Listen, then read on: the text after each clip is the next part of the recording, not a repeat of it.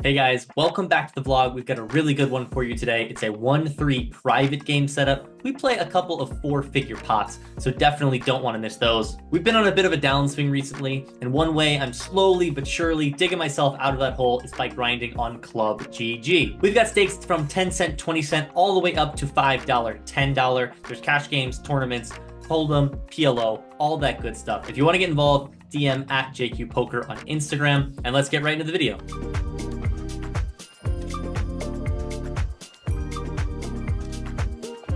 We are in for $500. Let's get it going.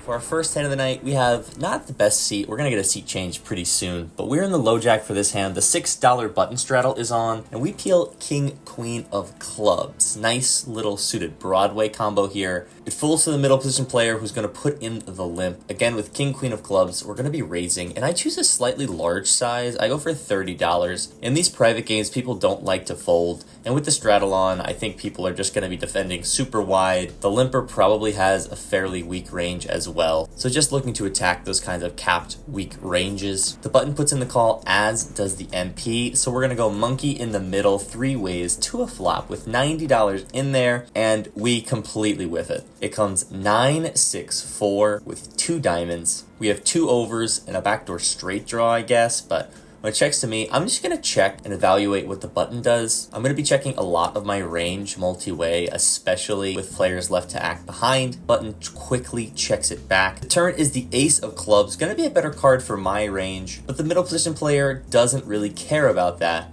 when he leads for $20. Now, like I said, this card is going to be better for me, and the middle position player has picked such a small size. It kind of feels like he's just trying to take a stab at it and see if he can win the money in the middle for a cheap price, and I'm just not in the mood to let him have it. I decide to raise it up to $75. We get a snap fold from the button. Middle position player looks uncomfortable. He's going to fold pretty quickly as well. So we get to take down $110 of dead money in the middle with just the king high. It's not the biggest or most exciting hand in the world, but it is the first one we play, so always nice to get off to a nice start. We get a seat change to one with a better view of the table and better lighting. Trying to play VTO for you guys, that is Vlog Theory Optimal. And our new seat gets a warm welcome in the form of pocket queens in the cutoff. This is a virgin 1-3 hand, that is to say there is no straddle on, but there are a few limpers from the middle position and low jack players. Dookie bets to our right in the hijack has made it $25. There is something to be said about flatting an early position raise from a player who you deem to be stronger than most of the player pool, but late versus late, I'm probably always 3-betting pocket queens here. I make it $80 to go. The button likes that price. He thinks about it for a little bit before putting in the cold call. So a little bit funky playing with a cold caller in position. The limpers are both going to get out of the way, and Dookie Bets is going to let us play heads up as well. So heads up out of position to a flop with almost $200 in the middle. The dealer must not know that we have pocket queens because there's no ace or king on the flop. It comes 10 high. Now, I don't think I'm always going to be continuing here out of position in a 3-bet pot, but against a cold caller, it's typically indicative of not the strongest player, so I think he might just be peeling this flop a little too wide. I choose a small size of $60, targeting hands like ace king, ace queen, pocket jacks, pocket nines. He pretty quickly puts in the call. I think he would probably consider raising with a hand like jacks. So I think he just has 2 overcards a lot here. Pot's getting pretty big, and the turn is the 7 of spades. It's a brick here. Our SPR is a little bit awkward. We have about $325 effective. There's 310 already in the pot. This is the same player that I bluffed on the last hand. He doesn't seem to be in the mood to believe me. I decide that I'm going to go all in and target a hand like pocket nines that doesn't believe me, or maybe he just has ace king and is thinking about calling off. I move all in. He thinks for quite a while. When we avoid the snap call, we know we're good. So we're hoping for a call. After about 30 seconds of posturing, he folds ace king face up. Interesting that he thought that long with just 2 overs on the turn. Probably not going to try and bluff this guy the rest of the night. We avoid the overcards and take down a nice pot. If you haven't already, please like this video and subscribe to the channel. Moving right along, we have 8-7 of hearts in the cutoff. This is another non-straddled hand. There's 2 limps to me. I'm going to raise it up to $20. Can probably even go slightly larger. It folds around to the middle position player who calls, and the low jack limper also calls. So we're 3 ways in position where we see 9-5-4 with 2 clubs. We have a gut shot. It checks over to us, and I'm not really a huge fan of trying to bluff multi-way. Some of our gut shot outs could even be dirty if one of these players might have a flush draw. So I decide to check it back, and we pick up some showdown value on the turn in the 8 of diamonds. It quickly checks over to me again, and with some showdown value, I think it's time to start charging some of those draws. We block the nuts in 6-7, which is nice. We go for $20. Both of them are going to very quickly call, so not feeling super comfortable about our hand. And when the river pairs the 5, it quickly checks to me. I don't think we can get better hands to fold, and we beat all their flush draws. So I check it back. No one wants to turn over their hand, so we show them that we have the nuts. We're good against Queen Jack of clubs and a mystery hand. So happy I went for the equity denial on the turn. Definitely got some extra value there from what I assume is a flush draw and probably a weak pair like 6s or something like that. We've gotten off to a pretty good start this session and hoping that can continue when we peel pocket aces in the under the gun +1 position. The button straddle is on for $6. It folds to me. I'm going to raise it up. I make it $20 to go. That clearly isn't big enough because the middle position player calls, the hijack player calls, and the button is going to defend the straddle as well. So we're going to go 4 ways out of position. Not exactly the ideal scenario when you have pocket aces. And the flop comes out 9-4 deuce with 2 spades. We do have the ace of spades. I check, as I'm going to be doing with my entire range, out of position to 4 players. I expect this flop to be stabbed at a pretty high frequency, and that's exactly what happens when the hijack bets out for $50. It's around 2/3 the size of the pot. I'm not in love with it, but can't really go anywhere, especially not with the backdoor nut flush draw. The other players get out of the way, so we're heads up to a turn with 180 in the middle, which comes out the 5 of spades. I expect this turn to get checked through a lot, which is exactly what happens. I tap the table,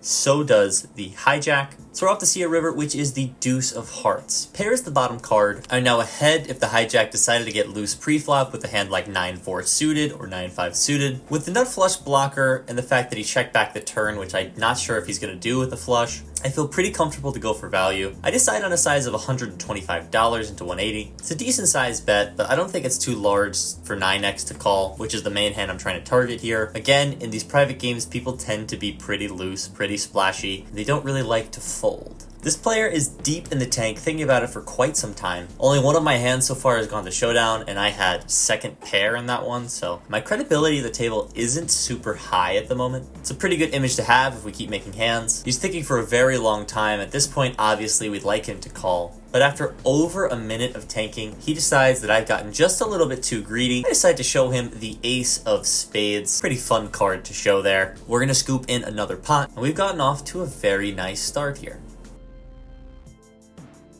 For this next hand, we are in the cutoff with ace-4 of clubs, one of my favorite hands to 4-bet shove as a bluff. The $10 button straddle is on. There is a middle position and low jack limp. You know how they say that sharks can smell blood in the water? Well, I can smell the player to my right's BO. It's pretty bad. He should probably have a shower. But you know what else I can smell? Is some dead money out there. So I squeeze it up to $50. The middle position limper is the only person to call. So we go heads up to a flop, which comes out Queen Jack 10 with a club, so we have a gut shot, an over, and a backdoor flush draw. But even better than that, Ace King is the nuts on this board, and that's usually the most likely hand that people put you on when you squeeze pre-flop. She snap folds, not a huge pot, but it's super important to win these small ones consistently. Having good red line numbers really makes or breaks a session, so happy to be able to take down some of these smaller pots without much resistance. This next hand is a bit of a weird one. Let me know what you guys think about it in the comments. There's been an under the gun open to $10 playing 1-3 with no straddle. Under the gun 1 and MP have called. I overcall in the hijack with ace-9 of hearts. The button also comes along. I think I'm 3-betting this fairly often with a couple of dead callers, but the under the gun player hadn't raised pre-flop since I sat down at the table, so playing a little bit cautious. So we go 6 ways to a flop after the small blind calls, and it's pretty good for our actual hand. It's king 5-3 with 2 hearts. The initial raiser now checks, and the under the gun 1 bets out for $15. It's a pretty small bet. It kind of feels like either a pair under a king trying to find out where it's at, or a weaker flush draw. I feel pretty good about getting pair to fold by the river, and I'd like to get as much money in against a flush draw as I can, so I decided to raise it up to $50. Now there's a new player at the table sitting across the way in the small blind. He only has $135 left, and he decides to put all of his chips to work when he 3-bet shoves the flop for $135. The action's back on the under the gun +1 player, and when she starts thinking, I'm fairly certain she has a flush draw now, and is deciding whether or not she wants to just raise and try and get it in. She looks like she's counting out chips. Could she have a lower set? For sure. But I just think that those hands take a larger size than $15 on the flop. It's only 1/4 pot, and I think when you have a strong hand, especially on a wet board, players just tend to size up because they're afraid of getting sucked out on. Her favorite music artist must be Billie Joel, because she thinks about this decision for the longest time before folding. It's not much more for us to call, so I stick it in. He asks us how many times I want to run it. I tell him it's up to him. Eventually he decides on 3 times. So we're going to see 3 turns and 3 rivers, each run worth 1/3 of the pot. We're going to brick the first run out, brick the second run out, and it's a good thing that he said to run 3 times because we finally make a heart. He shows King Jack, and we're going to lose 2 out of 3 boards here. For this next hand, we have Ace-6 of diamonds, coming back down to earth a little bit. Dookie Bets has put the $6 button straddle on to our right, and I've chose to limp the small blind. Not a big fan of open limping, and yeah, I just think this is pretty bad. There's not been a lot of 3-betting, so I think opening all suited aces is probably fine here. Either way, the low jack has raised up to $20. I decide to put in the call, as does the big blind limper. And we're going to pick up the middle position player as well. So going 4 ways to a flop with a hand that doesn't mind going multi-way, and we see a pretty favorable flop. It's Ace-Jack-3 with 2 diamonds. We have top pair and then nut flush draw. I'm going to check it over in flow. I don't think it makes a lot of sense to lead here. The low jack is going to continue for $35. And here's the first decision point of the hand. We do have some showdown value, so we could play a bluff catch line of check, call, check, call, check, call. However, I want to make sure I get the most money in I can if he has a hand like King Queen of diamonds or King 10 of diamonds. I also think if he's opened a hand like Ace 10, we could possibly get that hand to fold by the river. So I decide to check raise up to $100 here. We're going to shed the big blind and the middle position player. The low jack thinks for a little bit. He seems perplexed by my check raise here. Eventually he's going to stick in the call. So we're heads up to a turn with a pot that's getting fairly inflated, which is the Queen of Clubs. It's not a diamond, but it's also a card we don't really want to see. I think he makes a lot of 2 pairs, maybe even some straights on this card, so I don't think it's a good barrel card. My plan is to check and probably just shut down unless we make a diamond on the river. He checks back, and the river is not a diamond, but it is the 6 of clubs. We make a very disguised 2 pair. Now I think he's most likely betting off his 2 pair combos like Ace Jack or Ace Queen on the turn. So when he checks back, I expect him to have a hand like Ace 10 or Ace King a lot here. The pot is very big. I go for 180, right around 2/3 pot. I considered overbetting for value. Our line doesn't make a ton of sense because the front door flush draw is missed, and it kind of looks like we just have a missed flush draw, which in fairness to him, we do, but we also have 2 pair to go with it, and he hits the tank for a very long time. If the one seat's favorite musician was Billie Joel because she took the longest time, this guy's top 4 rappers of all time are Drake, Kanye West, Lil Wayne, and Eminem because he is taking forever with this decision. In real time, he thought about this for 3 minutes and 45 seconds. We obviously know we're good at this point, hoping for a call from a hand like Ace King. But when he thinks this long, it feels like he's thinking about calling light with a hand like Queen 10, which was a gut shot on the flop that picks up a pair. He starts talking and asking me what I have. I stay silent. I feel like he's going to call, but finally, after nearly 4 minutes of tanking, he decides to fold what he would say is Ace King with the King of diamonds. How does he fold that? We decided against the greedy overbet size and to just go for 2/3 pot, and somehow we don't get paid. Honestly guys, this one was really frustrating. Our bet was designed to target his exact hand and he still found the fold. Honestly, not sure how he did, but nevertheless, we scoop in a very big pot, although a little bit frustrating not to get paid. If that last hand was tilting because we didn't get paid, This one is probably even more tilting for a slightly different reason. We have King Queen suited in the cutoff. Dookie Bets has raised the hijack to $15. There's no straddle on for this hand. Here is what a cutoff versus hijack at 200 big blind range looks like. I personally like to play 3-bet or fold from the cutoff to disincentivize the button from getting involved. In this configuration against Dookie, I'm probably not 3-betting as wide as the solver, keeping it pretty tight, but King Queen suited is probably just too good not to 3-bet. So I make it $45 to go. He puts the call in pretty quickly. So we're heads up in position. There's $90 in the middle and the flop comes out. We don't make a pair, but we have a boatload of equity when the flop comes ace, jack, 7 with 2 clubs. We have a gut shot and the second nut flush draw. And I actually decided to size up here and bet around 2/3 pot. This isn't a thing in theory. In single raise pots on these double Broadway boards, we do get large bets, but in 3-bet pots, you should just be betting 1/3. But I have a huge draw, and I want to let them know that I mean business in this hand.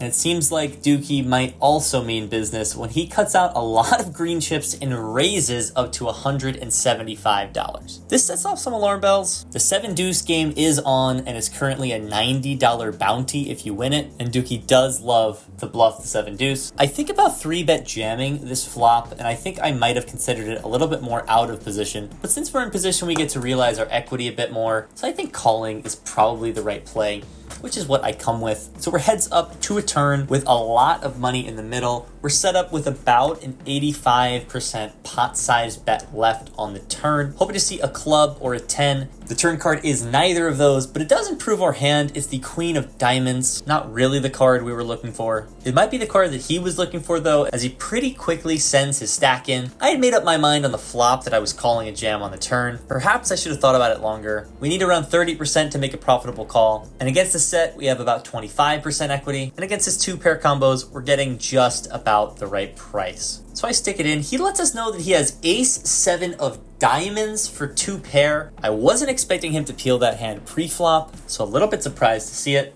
Either way, we still have 30% equity against that hand. We decide to run 2 boards. He's gonna make a boat on the first run out. The second river is black, but it's a spade, not a club. So we're going to lose this $1,200 pot. We're gonna ship our stack to the right. This pot probably couldn't have gone to a nicer guy, is what I was going to say, but then he made a short of this hand and put it up on his channel to needle me. So screw you. Everybody go over to his channel and leave a comment telling him how much of a donkey he is for peeling ace 7 pre-flop. We get hit with some vlogger on vlogger violence, and we're gonna have to add on.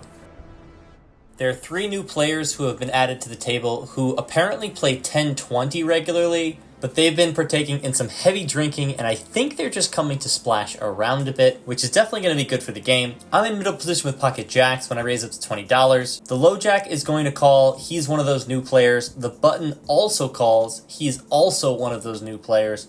And the big blind is going to defend as well. So we're going to go 4 ways to a flop. We're going to be out of position to 2 players. There's going to be $80 in the middle. And the flop is going to come out 9-8-3 with 2 clubs on it. Going to be checking a lot on this board, and I am going to be throwing some overpairs into the mix. Jacks probably just need a bit too much protection for me to check here, so I go for $26, around 1/3 pot. The low jack is going to call, as is the button player. In hindsight, I don't hate checking jacks on this board and going for a check raise, as I think the players to my left might be overstabbing, especially since they're coming here to splash around. But as played, I bet 1/3. The low jack calls, the button calls, and the big blind is going to get out of the way. 3 ways to a turn, which comes out the 8 of hearts. It pairs the middle card. I decide now to slow down and check. I think with the flush draw out there, they will still be betting their 9s for some value. So I check. And the low jack is now going to reach into his stack and bet out for $70. At the time of editing this video, I like check raising here to this half pot size. I don't think the low jack should have too many 8x hands when he calls next to act with 2 players behind him. So I think he's just going to have a lot of flush draws and a lot of top pairs. So I think check raising and putting as much pressure on those top pair hands, charging the flush draws as much as I can, is probably better. However, I missed this in game. I reached into my stack and put in the call. The river is the interesting ace of clubs. It's an overcard to our jacks, and it also brings in the front door flush. So I don't really love to see it. I check it over, planning on just check folding, but the low jack player pretty quickly bets out for $100. It's a small size, around 1/3 of the pot. I expect flushes and trips to be a little bit greedier on this river, so when he bets out for $100, I just don't feel like he has a super strong hand. This feels a lot like a single pair holding like 9x, trying to squeak out a little bit of value on the river. And I had just seen this player boot and rally in the bathroom before coming back to the table, so I'm having a hard time folding to him. I stick in the money. We were right. He doesn't have a flush, he doesn't have trips, but he has ace 3 of hearts. So pretty interesting peel on the flop with bottom pair, no backdoor. An even more interesting bet on the turn. And then he just gets there and we pay him off on the river. Pretty frustrating hand. With that, our stack is down below $300. The game seems pretty good, so I decided to add on for another $500. That way, if we double up, we can get unstuck. So we have to add on for another $500. And if you're wondering how I'm tracking these results, I'm glad you asked, because I'm super excited to tell you about a new app called Left Pocket Bankroll Manager. It has all the bells and whistles and more that you could ever ask for, and all the in-depth metrics that you could need. Let's say you don't need all that and you get a little overwhelmed with all the fancy stats. Well, you can customize your home screen to just show you the results that you want. And Left Pocket Bankroll Manager is excellent at telling you which games you're winning at what times, at what locations. It has a comparison of your profit and losses across different stakes to tell you which stake is probably best for you. Or let's say you're trying to move up in stakes. It uses proper bankroll management strategies to tell you your progress and how ready you are to move up in stakes and take that jump to the next level. There are some very cool built-in locations, but you can also add in custom locations with pictures and visuals, which I think just is a very nice touch. And it doesn't just end with the app. There is widget integration in your phone if you want to put that on your home screen as well. Another really cool feature is their attention to detail in their customized reports. One of the main reasons that sets Left Pocket Bankroll Manager apart from other apps, in my opinion, is their health and wellness integration. You can sync the app with your health app on your phone, and it can track things like sleep analytics, and they're also piloting a program in mindfulness. It can help you manage tilt and stress at the poker table. We all know poker's a very emotional game, and regulating your emotions and making just the clearest decisions you can in the moment is a sign of a really truly good player. Maybe you already have an app that you're using currently. Well, you can import all that data very seamlessly straight into the app. There's also a CSV export compatibility where you can export it as a spreadsheet and send it to your friends or maybe a poker coach to look at. If you're not so keen on sharing that information because it's personal to you, there's also incognito mode that can hide your stats so someone looking over your shoulder can't quite see them until you go to maybe a more private space. If you're not already tracking your results, I highly suggest you start, and there's no better place to start than with Left Pocket Bankroll Manager. There is a free version, which is very good, but if you want to try their premium version, risk-free for 3 months, use promo code JQPoker3. This will allow you access to all the cool metrics and health data that they're working on that really sets Left Pocket Bankroll Manager apart from others. Just once you use it, you're not going back to your old method of tracking results. Let me go into the app, input that I'm stuck, another buy-in, and let's get back to the video. This next hand, we're on the button with a suited connector, 6-7 of spades. Pretty juicy hand here. We're playing 1-3 with no straddle. The low jack player is going to put in the limp, and the hijack is going to ISO up to $10. It's a pretty small size, doesn't really feel like a real hand. So I decide I'm going to squeeze here with a 3-bet up to $40.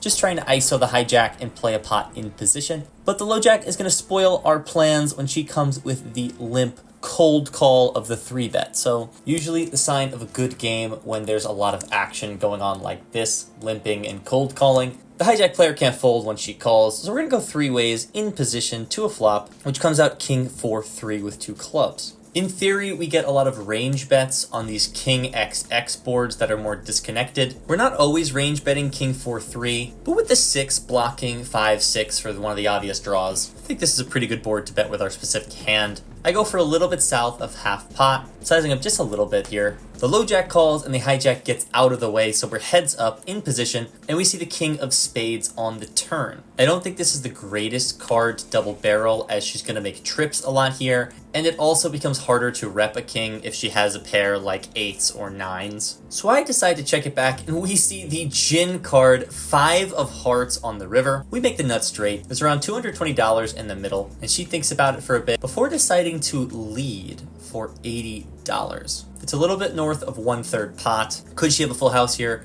Sure, I guess you could have a hand like 4s or 3s, but I think with the flush draw on the flop, those do get check raised at some frequency, and we just have such a disguised hand. So I think if she has a value hand like King X or possibly Ace Deuce of clubs that runs into the wheel, she'll have a hard time folding if we raise. I thought about this for a while in game. I'm not quite sure what the best raise size here is, but I decided to get a little bit greedy for the larger size of $275. It's a little bit more than 3x her raise size on the river, and she seems to be in a little bit of a spot. She's definitely a player who likes to think through her decisions and doesn't make too many rash calls or folds. After thinking it over for a bit, she folds. We're going to take down the pot. So this is our third time making a value bet on the river and not getting paid off. Perhaps I have a live tell or something. Nevertheless, we're going to scoop in a decent sized pot here. Now, the odds of flopping a set in poker are about 1 in every 8.5 times, or around 12%. And I've had more than 8.5 pocket pairs tonight, and as you can see, we've mostly been whiffing flops and having to fold. So when I peel pocket deuces in the cutoff, there's no way we don't flop a set here. Now, is that how math works? Absolutely not. But is that how I feel? Absolutely yes. Getting pretty frustrated whiffing flops with pocket pairs and bleeding money around $25 at a time.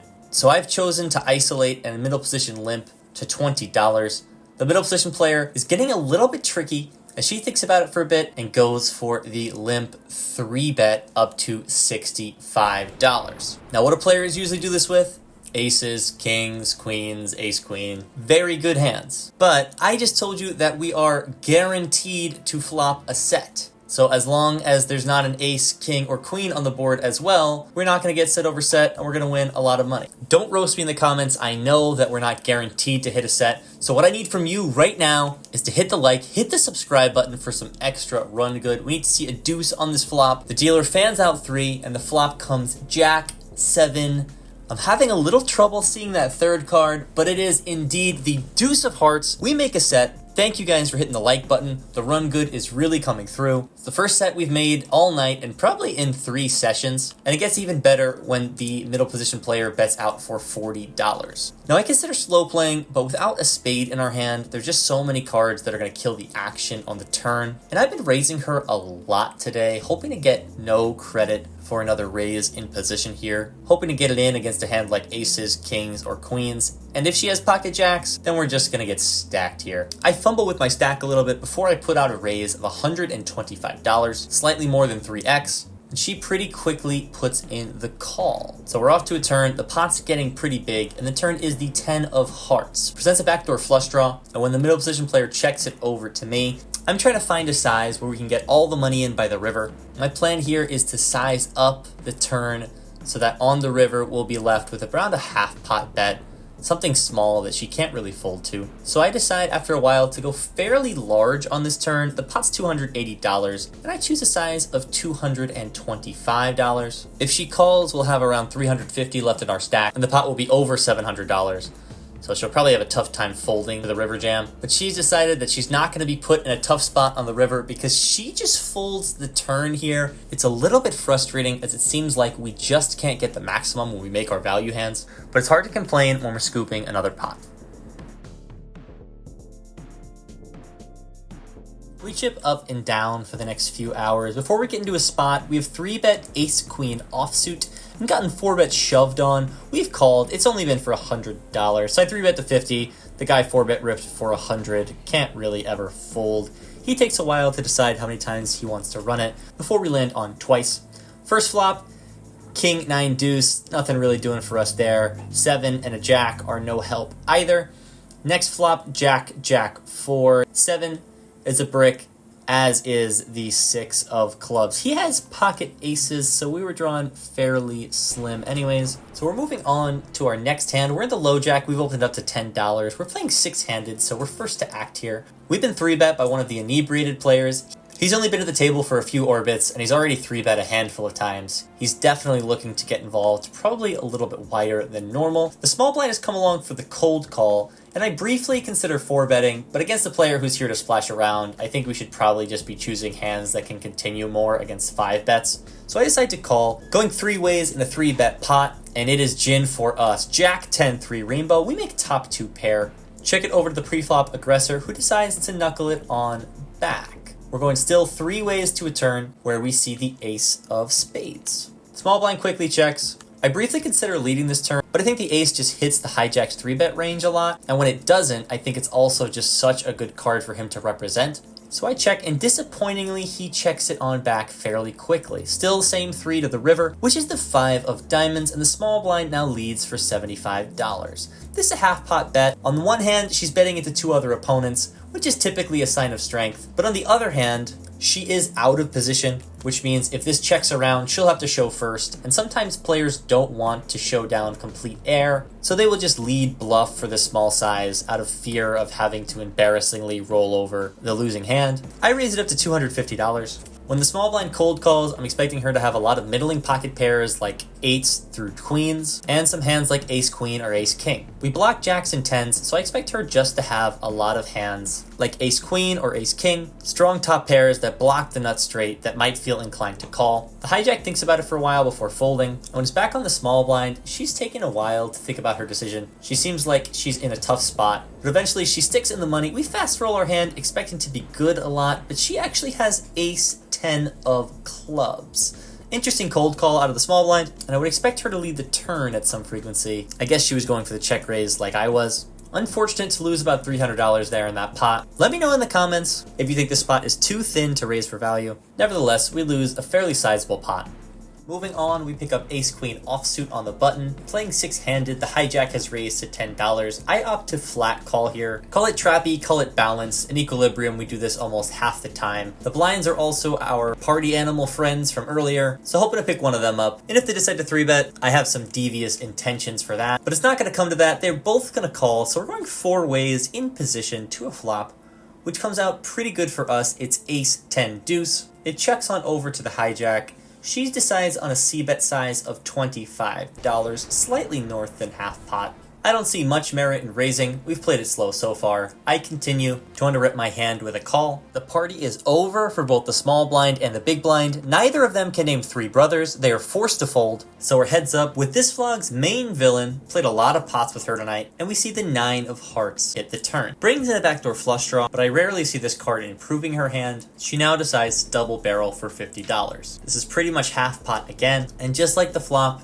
there aren't a ton of bad rivers to protect against, and in position I feel confident we can get the last 3 to value in, so I just put in the smooth call once more. Almost $200 in the pot on the 6 of clubs river. I'm trying to decide whether I'm going to raise when she triple barrels, but she decides to check it on over to me. Now I have seen this player double barrel ace king and then check the river in a hand earlier that actually was on Dookie Bet's vlog. If you want to go check it out, I'll link it in the cards. There's a lot of good content over there, but can't always be scared of monsters under the bed. And I've been raising her all night whether I have it or not, so I'm expecting her to make a stand with a light call sooner or later, and why not now? I've underrep my hand pretty much the whole way. She's probably going to have a hard time believing that we have a strong hand. I go for a large size of $125, targeting hands like ace-jack, weaker suited aces, or a non-believing under pair. I think going any larger than this becomes a little bit thin, but pretty happy with my size because she's tanking for quite a bit. Eventually, after a long time of thinking and pondering, she has a hand funeral,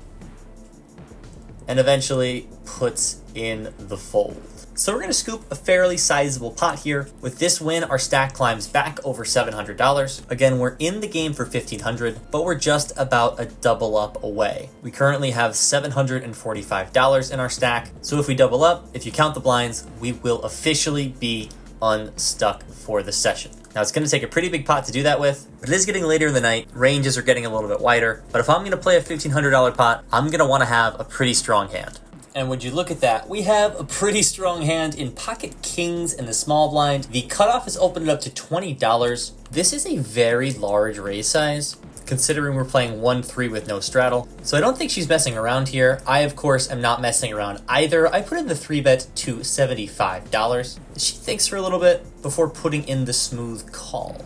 So we're heads up out of position with $150 in the middle. And the flop comes out 7-7-3 with 2 spades. Decide to continue for 1/3 here, $50. I tend to default into this 1/3 pot size in 3-bet pots, but on 7-7-3, the cutoff isn't really supposed to connect with this board, so we should just be sizing up a bit. Can still get called by a lot of pairs that we're beating. And she pretty quickly puts in the call. $250 in the middle, and the turn is the 6 of hearts. Brings in a backdoor flush draw. Our particular combo of kings unblocks both the flush draws.